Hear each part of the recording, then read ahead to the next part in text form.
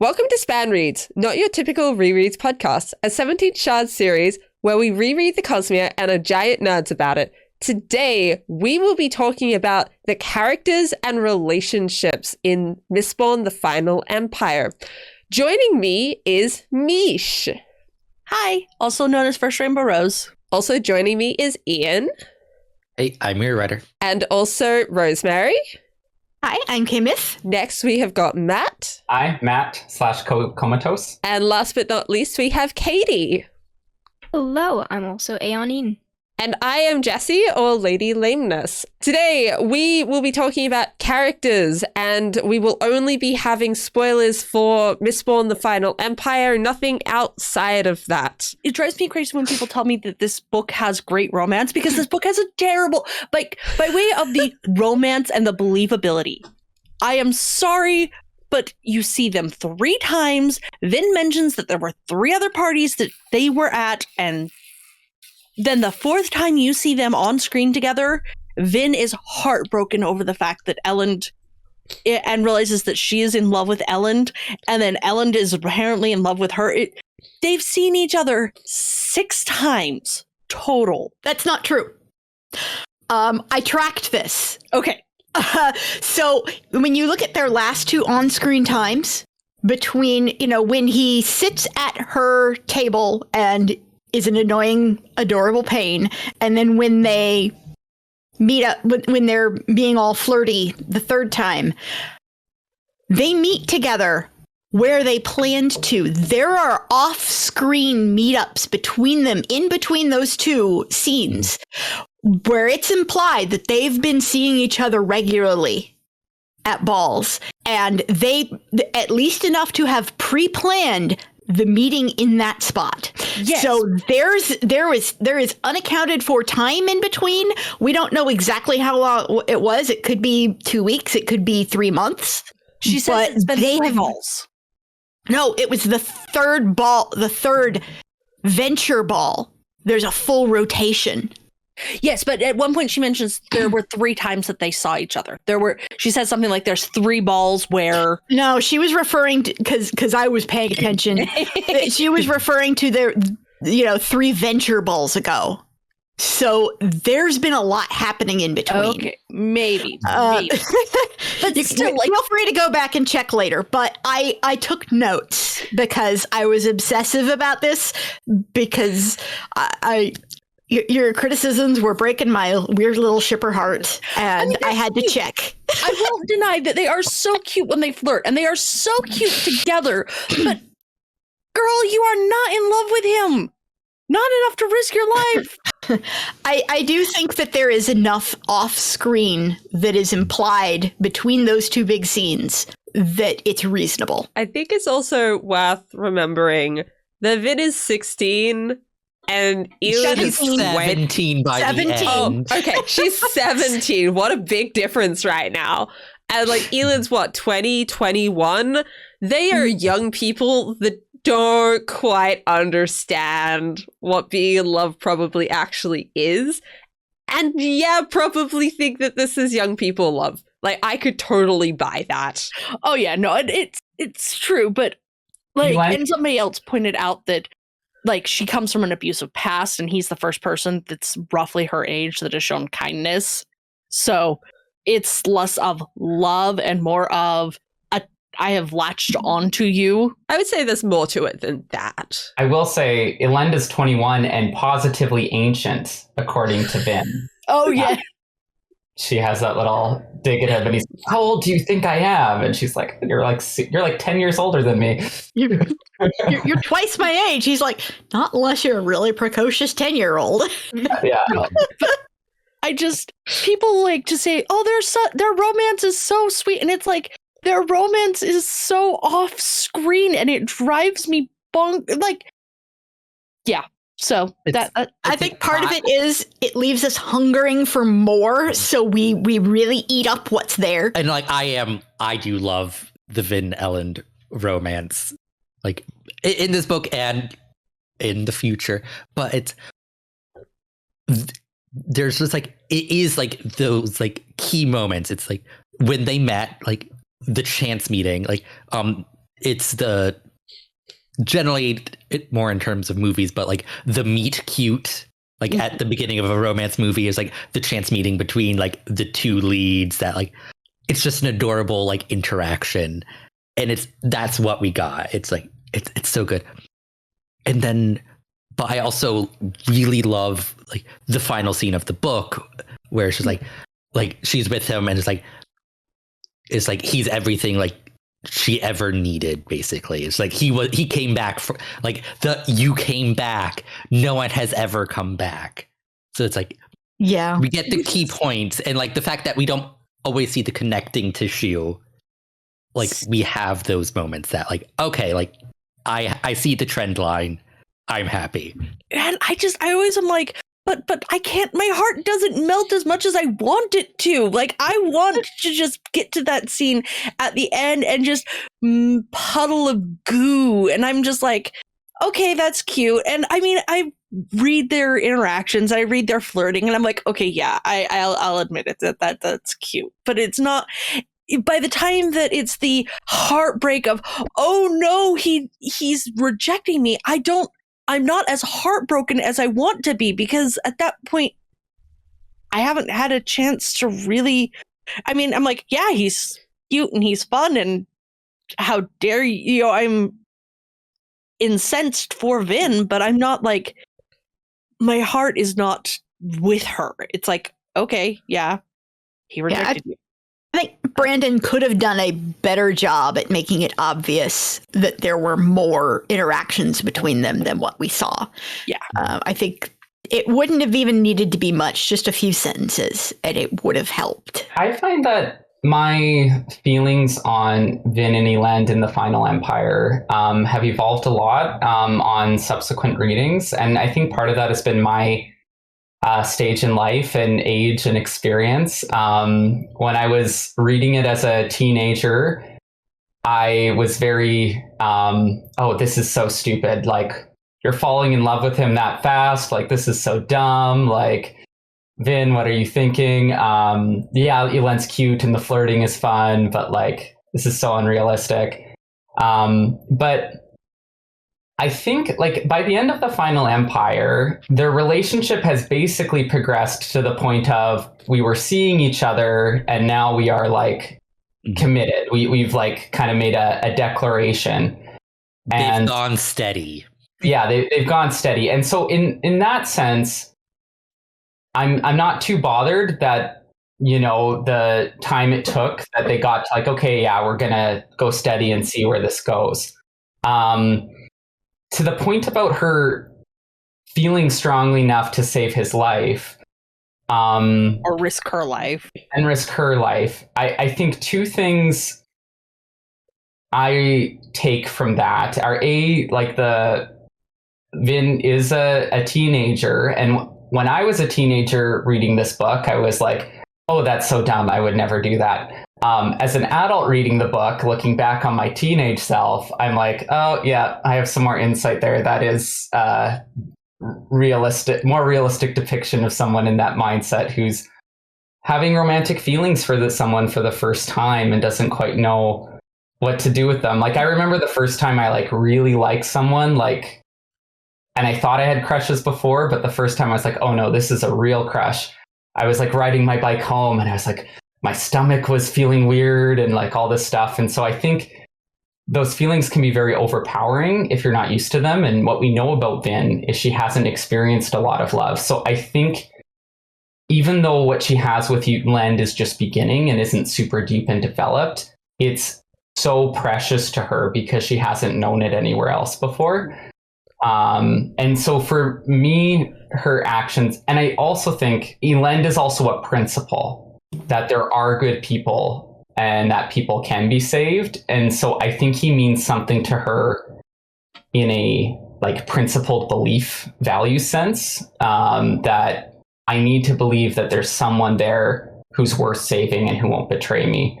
And so that kind of nexus kind of different things justifies how the relationship plays out for me in these books, even though it does progress kind of quickly, but that can happen. There's one more piece to this puzzle, and that it's that throughout the book, it's demonstrated that Vin is very good at reading people. Yes. So she's very good at getting a good picture of someone's character just from observing them, because that's how she had to survive. She had to know who was going to try to beat her before they would actually do it. So it's made her very good at discerning what a person is really like underneath what they're saying. Yeah, I think it's like very easy to forget that Vin's first medals were the emotional medals. It's like, that's the thing. Technically, she's been doing that longer than anything else.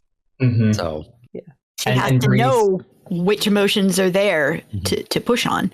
And what Breeze says about soothing is, it doesn't matter how strong you are with the medal. The real talent for soothing and rioting is being able to judge and perceive people's plain emotional state. And because that's what gives subtlety. You can't be subtle if you don't know what you're working with. And that's not an allomantic skill. That's a human skill that he judges her to have naturally, because she impresses him with her subtlety almost immediately. I think as well, taking a step back to look at it from the meta perspective, is this was Brandon's second book, was it? The second published book? Mm-hmm. He's developed a lot more as a romance writer since then. So I think if he was to redo this book now, we probably would have got either more connective scenes or maybe slight changes to the scenes that we did get to round out the romance more than we currently have. So it just made me think before about what Ian was saying about how we have the big beats but not necessarily the connective tissue. And I just got thinking about how that might be different if Brandon was to do this book now and do this romance now. Oh, for sure. Which, like, he's talked, because like he's done like treatments for a possible film adaptation, and like he's discussed like the changes he would make for that version of the story. So it's like it would be interesting how their romance would happen, because it's also could be easier in film, where it's like we can have like a short montage of them meeting at different balls, is like to like show like the passage of time that like you really can't do in a book. I think as a character, Vin is the character who the reader is really learning the world through. And I know she's a huge fan favorite to a lot of people. And I think Brandon was really successful in making a character who is distinct, unique, very shaped by her circumstances, with a very different life from 99% of his readers, I'm guessing. But it's still very easy to understand and map on and relate to. Like a lot of her, despite her very extreme traumatic past, I think a lot of her experiences and thoughts are like super relatable. And I really appreciate that. I really noticed the depth and color to her character this time round. Like, I've known like the stuff about her past and all that and how it's affected her, but I haven't quite seen how in depth that goes into who Vin is as a character when I've read it in the past. Like, I've read her much more shallow-y, not because I think she's a shallow character, just I haven't taken as much in. Whereas this time, just the way everything fit together and how everything in the past affected who she was now and how all of her emotions and thoughts kind of went in a circle to affect everything else, that stood out to me so much more. Well, and Brandon does a great job at her abusive past, making her believable for her trust issues. He also does a very good job at portraying that she's had this abusive past and getting that message across without going too far into it in a way that isn't really Brandon's style, but I could see another author like digging into that more into a way that would make like parts of his audience like super uncomfortable because it kind of feels like he's gone too far. And Brandon doesn't do that. He's able to give just enough to really make sure that the audience understands her past without like digging into it specifically and like bringing that horror more to life on the page. And what really struck me about her character evolution too, coming out of that past, is in the initial chapters with her, how like little character shows up in some ways. Like you learn it over time, and I just think it's so cool that like she hasn't gotten a chance to explore her identity at all because she's been in survival mode, right? And so as you're getting these little seeds of, oh, like she's got a sense of humor and she's got this like bullheadedness or stubbornness to her and these different elements, and you almost see herself being surprised by it sometimes, you know, that as soon as she gets over this, oh, I don't need to just like be thinking, how do I avoid the next beating? How do I get food? How do I survive? It's kind of cool to see her flourish in that way. She comes more into her own. Very. And it's like, there is the great pair of scenes where in the beginning it's like she's on the outside of the room, like looking in at the crew and is like so happy and like a real family. And then later on, it's like she is part of that, and like she looks out and like she's like sees herself like the girl she was standing on the outside, and like now she's in the room, and it's like so like she realizes how far she's come, and like it's good. Yeah, that last scene where she at first thinks she's gonna go and just disappear because she doesn't think she deserves the happiness that she wants, and then she remembers because she's too afraid of more betrayal. But then she remembers what she learned about her brother, that he died protecting her even under unimaginable torture, and she realizes that the betrayal that had defined her for so long never really happened. And it gives her that little push to where she can stop and go and be with Ellen and just sort of take that next step in her life. You know, she's still going to have issues with it later on down the line, but she's moving in the right direction. Thinking about characters, I love how Brandon was able to give us a chance to meet each of the characters. And it's so well written. But, you know, just it's a here. Let's have you have a session with each one of these misting. And it's a chance to really get to know the rest of the crew and get to fall in love with the entire crew. And it's so small, but it's so impactful for how, for just in general, how each character is their own person. Yeah, and it's one of those things that I didn't notice when I first read it, but then, you know, going back and doing rereads and looking at it from a writer's perspective, you can see the structure that he built there for fleshing out each of the characters. But he wrote it so well that you don't notice unless you're looking for it. And I think a lot of that too is because he's using it also to explain the magic system, right?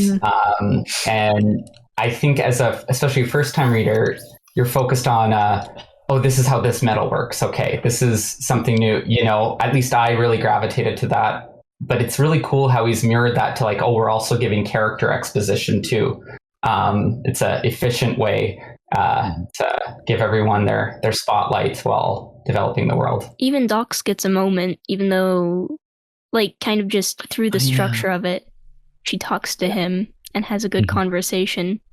Which helps, I think, because otherwise Dox would kind of just be like, he kind of has some stuff with Kelsier, but otherwise he would just kind of be like the organizer guy, I think, and people wouldn't see much of him beyond that. So I think that conversation helps. Yeah, he would have been a chalk outline NPC otherwise. Yeah.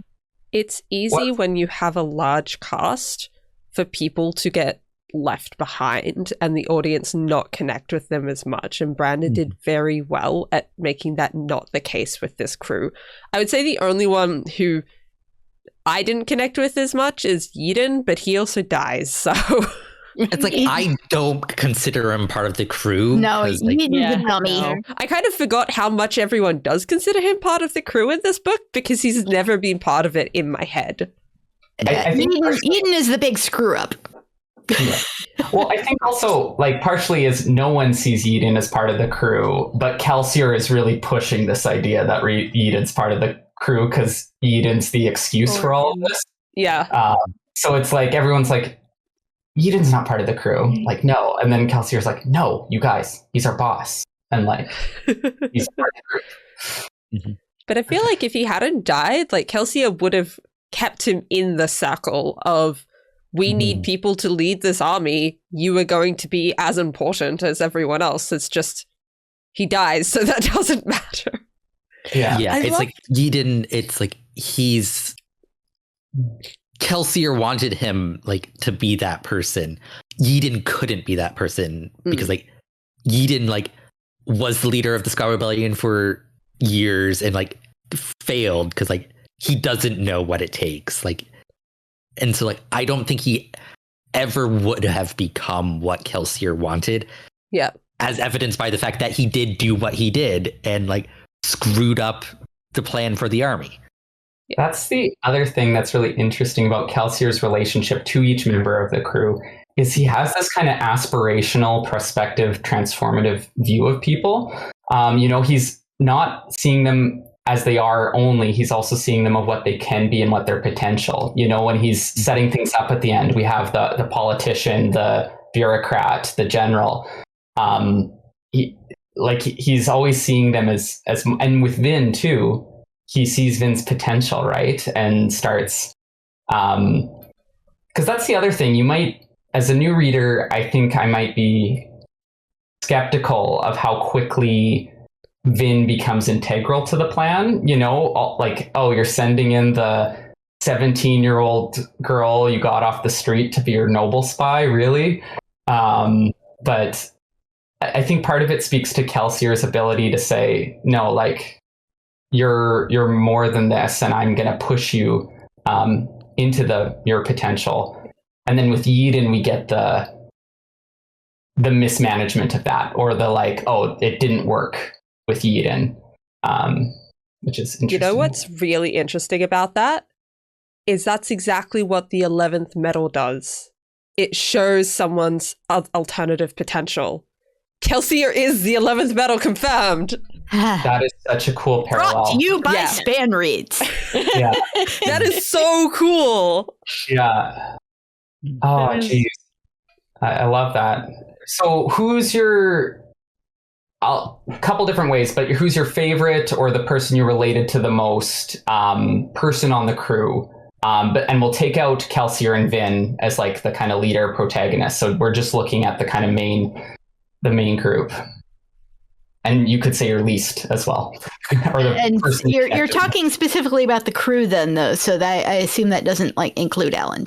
Yes, specifically the crew. Yeah. Because we were kind of talking about the crew setup and the different roles they play and how we've been introduced to them. Marsh is my favorite, possibly partially because of the potential of him. We don't see him for like half the book, but just his story and the character of him that we do see before and how he interacts with Kelsier, I think Marsh is my favorite. Most related to is hard to decide.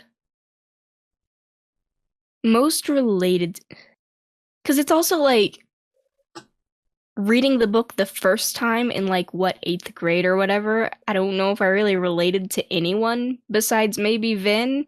And then now I look back and I'm like, oh, I relate to a bunch of these characters, but do I relate to any of them really more than the rest? I don't know, maybe Sazed these days? Sazed is on the crew. Yeah. He is, and he's great, and he might be my favorite, if not from Marsh. The two of them are really close. But speaking about this book specifically, I think I would have to go Marsh. Taking other books into account, maybe not, but this book specifically. Yeah. Who's your least favorite? Least favorite? I don't know. Least favorite. It's hard to dislike any of them. Mhm. Yeah. And this isn't about disliking. It's who do you like the least, right? Yeah, 'Cause true. That's an important. It's a ranking, not a. I feel like everyone, even the people who I like the least, it's just for like totally arbitrary reasons. But Can we throw Yaden under the bus? I mean, that was what I was gonna do. We said our feeling was that Eden was not really part of the crew. That's true. We need to No, stick no, to Kelsier said he was. We can use him. that. Kelsey's Kelsier not. said so. I forgot. I wasn't considering Marsh part of the crew mentally, but if he is part of the crew, absolutely Marsh is my favorite. There's a lot going on there. Of the main, the more regular members who are on screen more, I think I usually settle on Ham. He's like charming, and I don't know. I just like Ham. Least favorite, or the one I connected to the least, was probably Clubs. He faded into the background a bit for me, which is appropriate for a smoker. And while he did have some kind of interesting moments, I don't know. It wasn't, compared to like Breeze and even Spook, he didn't resonate with me as much. But I can probably relate most solidly to Spook because he was the weird kid, and when I was his age, I was the weird kid. I was a lot more intelligible, but it just being that awkward outsider who doesn't really feel like they fit, that resonates with me pretty hard. And I'm also kind of fond of Ham's philosophical ramblings. Those are fun, especially when he annoys his breeds with them, because that's also fun. But I'm a brat, almost like Kelsier. So, And least favorite, it's Eden. And if we're not allowed to use Eden, it's still Eden. So this is a very, very difficult question to answer with just based off of the Final Empire, as there's one character, my least favorite character, the one I do dislike the most.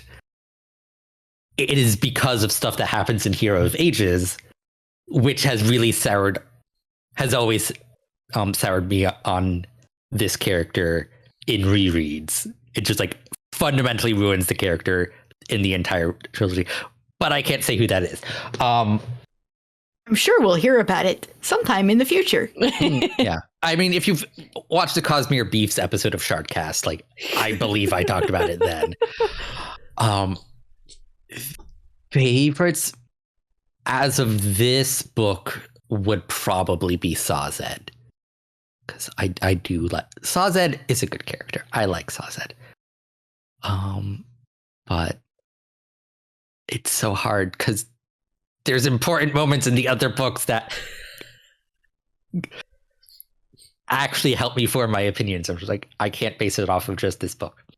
So that's all I can say. My favorite, I think it either has to be Breeze or Sazed. I love Breeze's his confidence isn't quite the right term, but just the manipulation. And the fact that he's just whatever about it is just, it always makes me laugh every time I read it. He's just you're already standing up. You might as well. But I also have to remember Sazed I adore, and I'm pretty sure I will actually, in my talking, end up reflecting Sazed's speech patterns of how he says, and I don't know if I did it before I read the series, but I know for a fact that I've had people point it out to me as they read it recently, and then they notice it and they're like, what in the world? But for example, Sazed will say his thing and then he'll go, I think. Or he'll say something and then at the end he modifies it. And I know for a fact that I do the same thing. And so Sazed has always had a special place in my heart because, as it turns out, I talk like him. I don't have a least favorite. They're all so fun. They are all just so distinct and so fun. I can't not like any of them.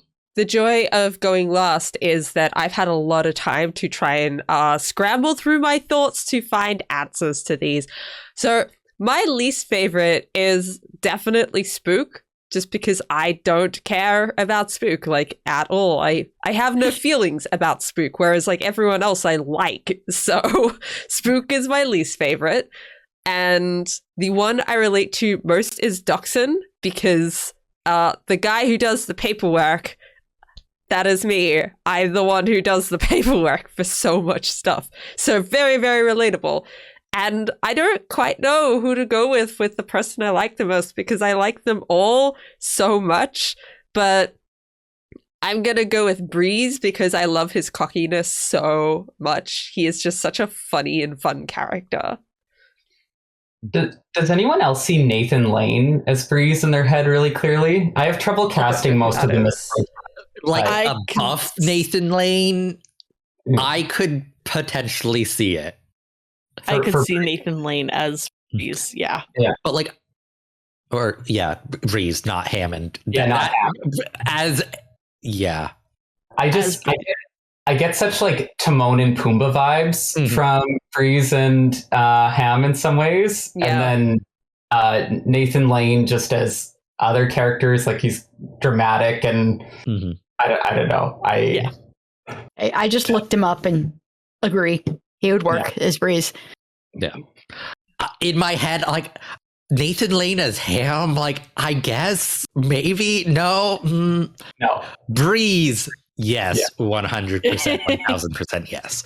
As the two brothers relationship, most of it's in the background and so much of it is like unspoken or kind of whispered about or slightly overheard at the door.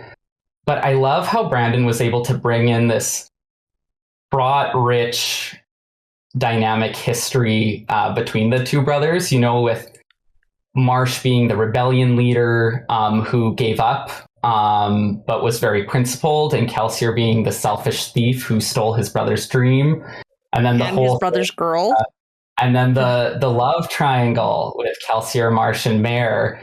And then Kelsier, like Marsh, losing two people special to him, going to the pits of Hathsin, and the one he loved less being the one coming back. It's just there. It's so juicy. There's so much there, and we don't get much of it. But I love how with the few scenes and the few comments, Brandon was able to like set up this whole backstory for the two. And then that plays into like, you know, how things turn out. And then Marsh's death is a huge moment for Kelsier, being like, I'm going to destroy the pits of Hathsin because I think you killed my brother. Like it's so incredible. It's like there is so much love there, even if it is not shown. Like, even the fact that Marsh doesn't want to help, but he still does. And I don't think Marsh is the type of person who would just do something because Kelsier had his charm as he did for the other members. Like, there has to be something else there. And I think it's because Marsh does care so much about his brother. And then the fact that Kelsier, like, he was very emotional after finding out what happened to Marsh. And there it showed that he loved Marsh a lot. And that brotherly bond, it wasn't tenuous, it was still strong, even though they had been through a lot, both with being half-breeds and having to deal with that, but also everything with Mare. Like, there was still lots of love between them. Yeah, it's that thing where it's like, no one can drive you insane like your siblings, and yet you would still drop everything to help them. Yeah, if it came to it. And arguably, Marsh is the one of the entire crew who winds up paying the highest price for his involvement. I mean, him getting turned into a Steel Inquisitor is... And, like, I love Brandon, like, he nailed that sibling dichotomy of being, like, the people you hate the most and love the most at the same time, in some ways. Like, I think that is one of my favorite character relationships in this book, certainly, and even maybe in the series, is that brother. There is one more Vin and Ellen scene that I want to mention, which is like the scene where like Vin confronts Ellen about like noble women like sleeping with ska women and like murdering them, and it's just like, and like he does comfort her, like he gives her his handkerchief, and at the end of the scene it's just like, oh, you can keep that. It wasn't just a practical gift. I mean, it's like, because like that's like the sign is like, I want to court you, and it's like, yes, what a line. It's so cute. They are so cute. There just needs to be more on-screen interactions. They don't know how to flirt, and it's adorable. Yes. Oh god, they're such teenagers in that aspect. Like they don't know how to flirt, and that's kind of why it's so adorable. I would counter that it is the best kind of flirting, and they're doing it exactly how they should be doing it, and it's working. I mean, it works for me. It's working. Yeah. But I do have one more thing, which is a criticism of this book in particular, in that we have Vin, who is an awesome female character, and then we have a whole bunch of dudes. That's Brandon has said that if he were to in reworkings, he would make, I think it's ham. Yeah. Which I've always been like, no, make it. I would prefer clubs to be the one that becomes, because it makes more Why not sense. both? Why not both? That's fair. Why not both? Talking briefly about some of the villains in this book, because we have a couple. One thing that struck me on this read through is how they all have this kind of, and this is a common thing for villains, but really they're all bullies in different ways. Like that comes out very strong. Like you have Kaymyth, who's like very physically domineering and dismissive. You have Straff as AonEne's antagonist. Also, being kind of a bully. Shan, like Mean Girl, like straight out of the Mean Girls movie, pretty much. Some of her tactics. Regina George. Yeah. Oh, yeah. She has such strong, like Regina George vibes. And I love Vin's moment when she recognizes the similarity between Kaymyth and Shan. How they're both trying to make you as small and weak as possible, and just kind of crushing you a little bit and attacking you with the expectation that you won't strike back or do anything back. Even Kliss falls into that, I think. Yeah, Kliss plays a part of being the silly twittery one, and then she just does that whole about face of, no, I'm stone cold Bitka. Yeah. I love Kliss. Thank you for watching, everybody. You can find us at 17shard.com for your news, discussion, theories, and fun that you could ever want. You can find us on Facebook, Twitter, SoundCloud. You can leave us a review on iTunes. You can subscribe on YouTube. And you can also support us on Patreon. See you all next time. Bye. Bye.